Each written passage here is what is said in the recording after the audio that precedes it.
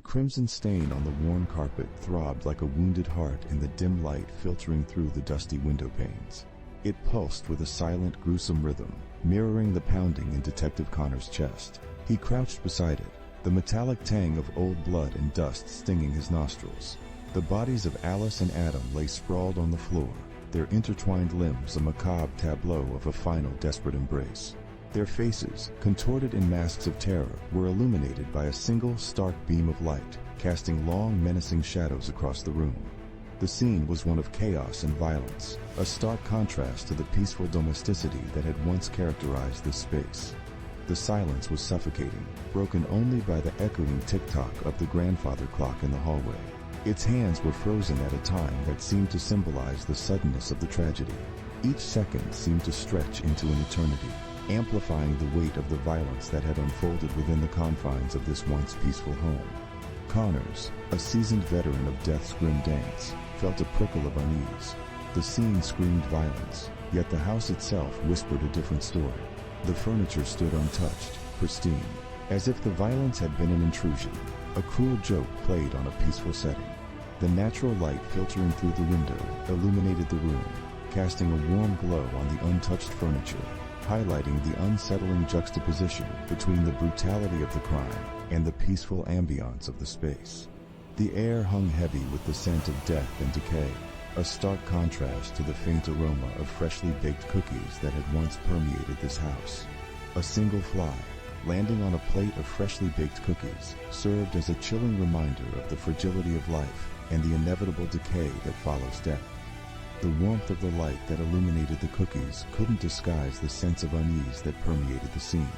Mrs. Henderson, their elderly neighbor, stood frozen in the doorway, her eyes wide with shock, a river of tears tracing down her wrinkled cheeks.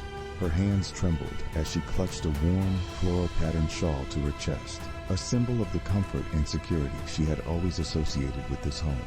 Her grief was palpable, a stark reflection of the tragedy that had unfolded within. "They were so happy," she choked out, her voice barely a whisper, her words echoing the shared sentiment of the neighborhood. "Always waving to me from the window." The memory of their smiling faces, bathed in the golden light of a sunlit afternoon, was a stark contrast to the darkness that had now enveloped the home.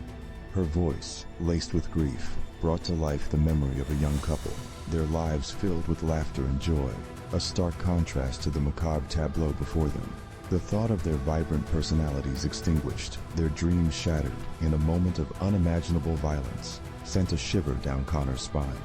He exchanged a grim glance with his partner, Detective Miller, their faces etched with a shared understanding of the gravity of the situation. Connors knelt beside the bodies, his face etched with determination, as Detective Miller stood nearby, meticulously taking notes. The bodies of Alice and Adam, illuminated by the single light source, were the focal point of the room, a grim reminder of the tragedy that had unfolded. "Mrs. Henderson," Connors began, his voice firm yet gentle, "we need you to tell us everything you know about them. Any recent arguments, strange visitors, anything at all." His hand, pointing towards the bodies, was steady and purposeful, a stark contrast to the chilling scene that lay before them. His words hung heavy in the air, punctuated by the faint creak of the floorboards beneath his feet. The quiet intensity of the room demanded answers, and Connors knew that every piece of information, no matter how insignificant it might seem, could hold the key to unlocking this chilling puzzle. The dimly lit room, with its creaking floorboards, exuded a sense of foreboding, a constant reminder of the secrets that lay hidden beneath the surface. He knelt beside the bodies, the vacant eyes staring into the abyss. This wasn't just another murder. This was a puzzle wrapped in a mystery, a macabre game with pieces scattered across the dusty floor. The silence screamed for answers, and Connors knew this was only the beginning. The darkness that enveloped the room heightened the sense of mystery and danger surrounding the crime. He had a feeling this wasn't the last time he'd be staring into the vacant eyes of the dead. The weight of this case, the unknown forces that had led to this tragedy, pressed down on him, a heavy burden that he was determined to bear. The darkness beyond the doorway seemed to mirror the uncertainty surrounding the case. He just hoped he'd be able to piece together the story before the next victim fell. The silence in the room, broken only by the steady tick-tock of the grandfather clock, seemed to mock his determination. a constant reminder of the fragility of life and the chilling permanence of death.